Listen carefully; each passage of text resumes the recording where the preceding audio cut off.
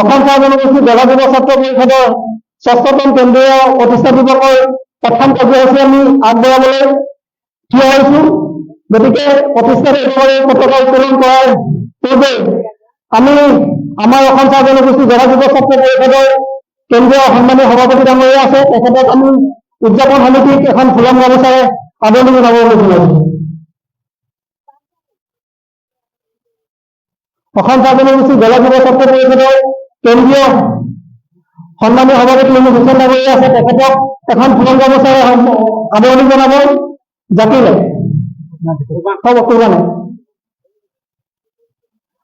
আৰু তেওঁ এই পতাকা উত্তোলন কাৰ্যসূচীত সহযোগ পৰিষদ সমিতিৰ সম্পাদক ৰিয়াচত আলী, তেখেতকো আমি আমাৰ সন্মুখত বিচাৰিছো, তেখেতকো এখন ফুলন গামোচাৰে আমি আদৰণি জনাব বিচাৰিছো। তেখেতক আদৰণি জনাব আমাৰ জেলা যুৱ ছাত্ৰ পৰিষদৰ কাৰ্যকৰী সভাপতি আজিজুল হুছেইন। আমি এতিয়া আমাৰ পতাকা উত্তোলন কৰিবলৈ আগবাঢ়িছো। পতাকা উত্তোলন কৰিব আমাৰ সন্মানীয় সভাপতি হুছেইন ডাঙৰীয়া, তেখেতক সহযোগ কৰিব উদযাপন সমিতিৰ সম্পাদক ৰিয়াচত আলী। আমাৰ উদ্যোক্তাসকলক আগবাঢ়ি নিবলৈ বিচাৰিছো।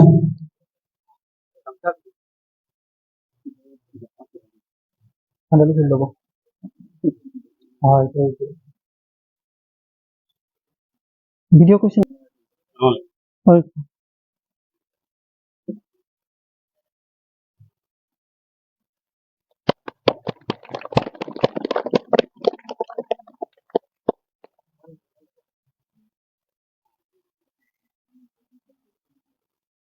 ছাত্ৰ পৰিষদৰ পতাকা উত্তোলন সমাপ্ত হৈছে। গতিকে সকলোকে আমি শ্লোগান দিম আৰু সকলোৱে আমাৰ লগতে শ্লোগান দিবলৈ অনুৰোধ জনাইছো। অসম চাহ জনগোষ্ঠী জেলা যুৱ ছাত্ৰ পৰিষদ জিন্দাবাদ। অসম চাহ জনগোষ্ঠী জেলা যুৱ ছাত্ৰ পৰিষদ জিন্দাবাদ। অসম চাহ জনগোষ্ঠী জেলা যুৱ ছাত্ৰ পৰিষদ জিন্দাবাদ।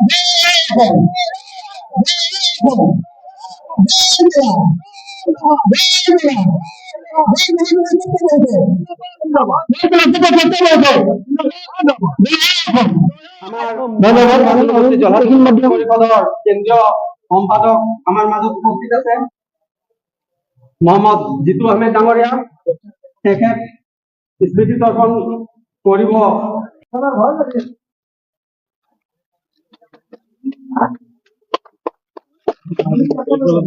ঢাকা দেতো নহলে খাওয়া লাগবে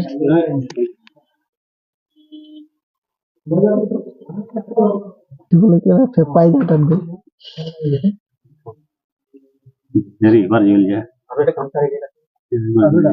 তাত গৈ জলদি রে কেমন আপনি সব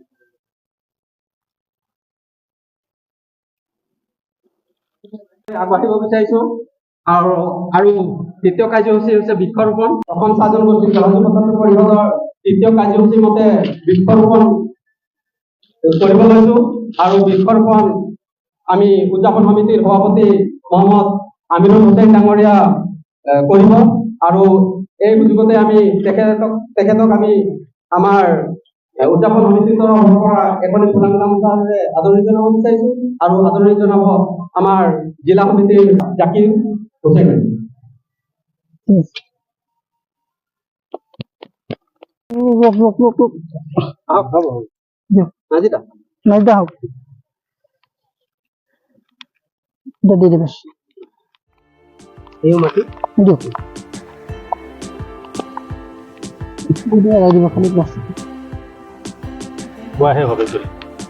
কিছু হাৰে হয়ে যাবে।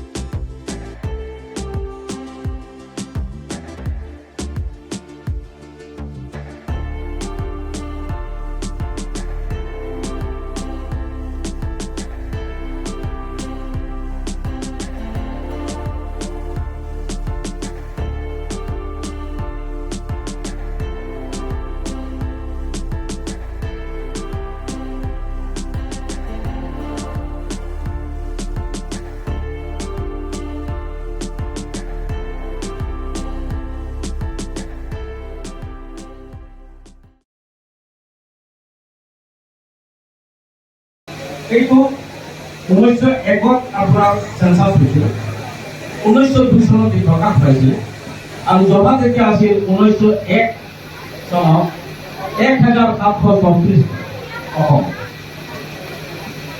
1891 চনত আছিল 2108 জন তাৰপিছত জনাৰ বিষয়ে সেই সেন্সাসত লিখা হৈছে সেই ৰিপৰ্টত লিখা হৈছে ইণ্ডিয়া গভৰ্ণমেণ্টক কমিশ্যন কৰা হৈছে তাত লিখা আছে যে মাৰ্মেড এণ্ড ৱেফাৰ্ছ caste of Bihar employed as garden queens in Assam 1590 were censused on the tea states of the province chapter number 10 11 and page number 130 আকৌ এই বস্তুটোকে আকৌ পেজ নম্বৰ 156 দিছে চেপ্টাৰ নম্বৰ 9 যে সাবসিডিয়ারি টেবুলত আছে যে 1901 চনত 1734 জন আছিলে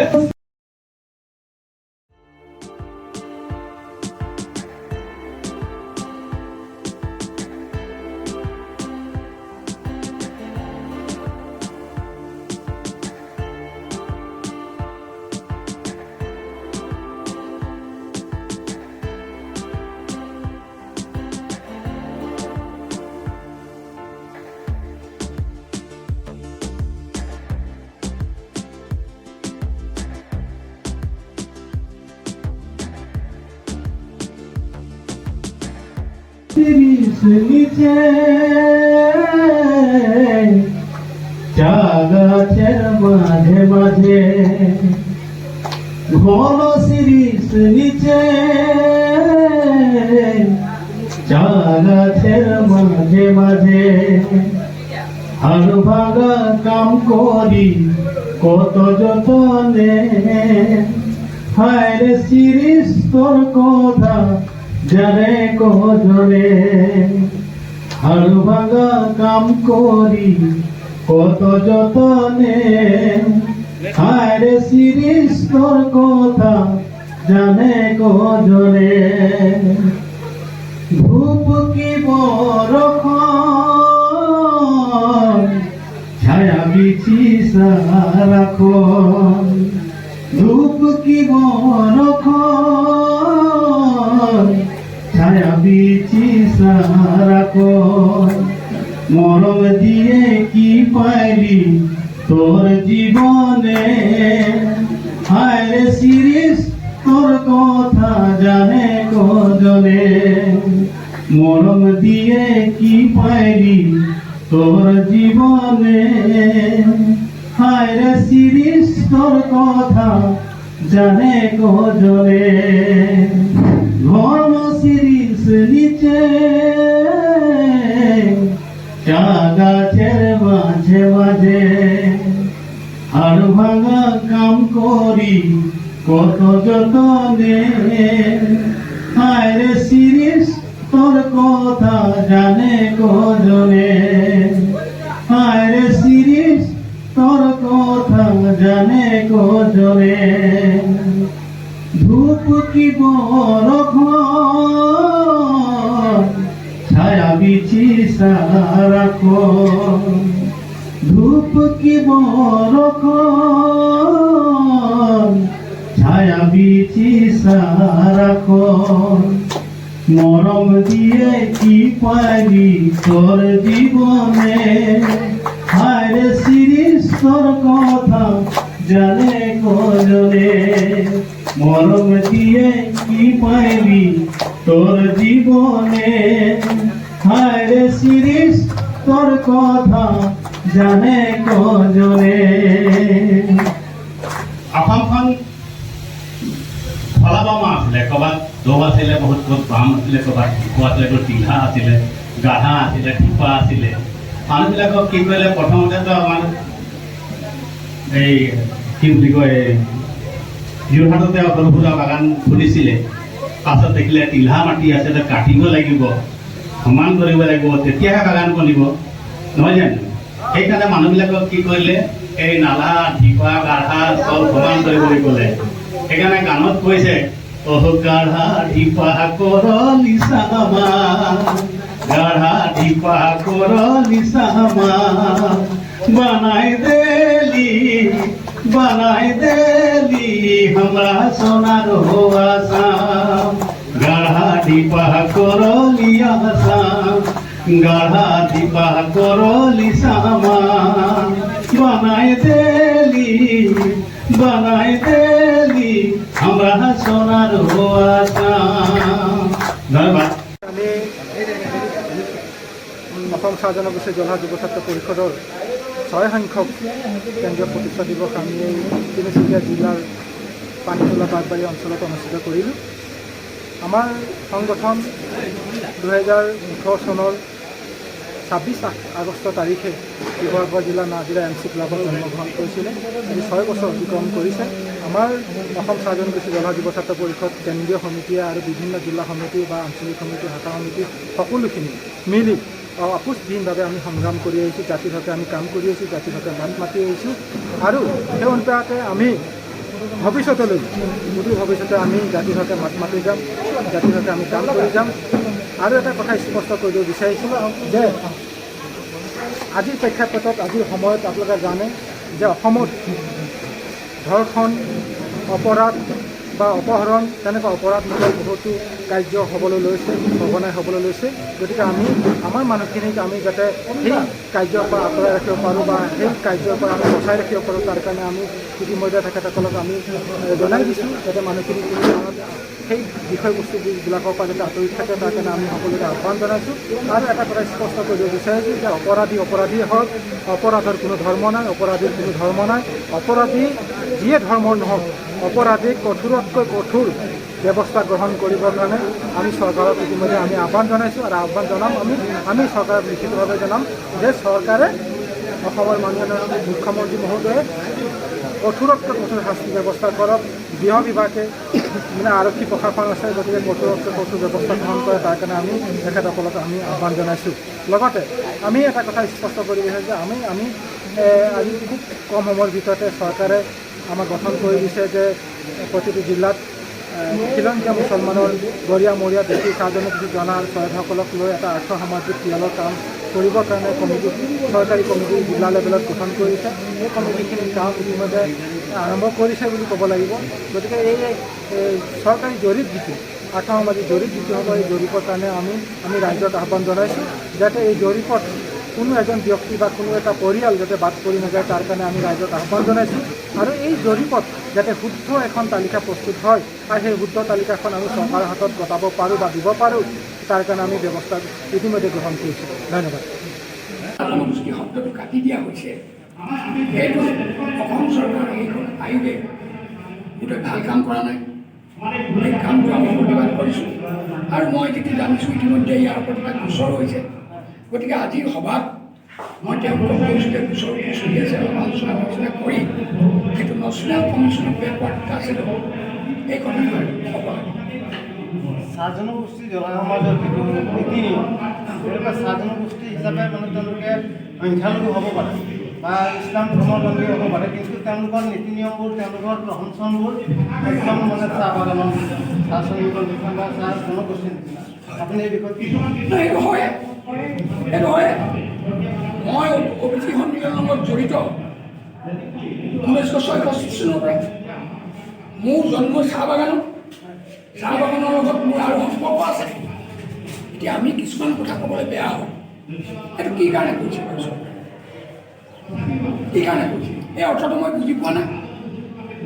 সেইটো এই কমিশ্যনৰ সভাপতি আমাৰ গভৰ্ণমেণ্টক আপোনালোকে সুধিব যে আপোনালোকে কি কাৰণে কাটিলে, এইটো ভাল কথা হোৱা নাই। আৰু ইয়াৰ ওপৰত এটা গোচৰ হৈছে মই জনাত, এইটো গোচৰটো স্পীড আপ কৰিব লাগে আৰু ইয়াৰ ওপৰত আপোনালোকে national commission of backward class ক'ব লাগে। নেশ্যনেল বেকৱাৰ্ড ক্লাছ সময়ে বিভিন্ন জনগোষ্ঠীৰ নামবিলাক শুধৰণি কৰে।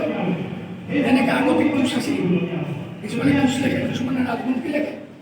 আজিকালি নেশ্যনেল কমিশ্যন অফ বেকৱাৰ্ড ক্লাছে যে এইটো কোচ ৰাজবংশী কৰি দিয়ে আৰু সেই ৰাজবংশীটোতো তেওঁ শুধৰণি দিছে। মই ভাবোঁ যে চাহ জনগোষ্ঠীৰ এই জলহাসকলৰ আপোনালোকৰ তাৰমানে যিখন OBC চাৰ্টিফিকেট হ'ব, সেইখনত টি গাৰ্ডেন ট্ৰাইব বেকেটাৰ গোটেই জলহাটো থাকিব লাগে। জ্বলা থাকিব লাগে যদি অকল জলহাৱলী হয় তেওঁলোকৰ কৰ্মতে তিনিটো যদি কাটি দিয়ে এতিয়া কেইখনমান ডিষ্ট্ৰিক্টত দিলে নহ'বনে মই নামনি অসমতো বহুত জলহা দেখিছোঁ সভাপতিৰ অনুৰোধ মৰ্মে মই আজিৰ ভলাঘৰ শৰাই আগবঢ়াব বিচাৰিছোঁ।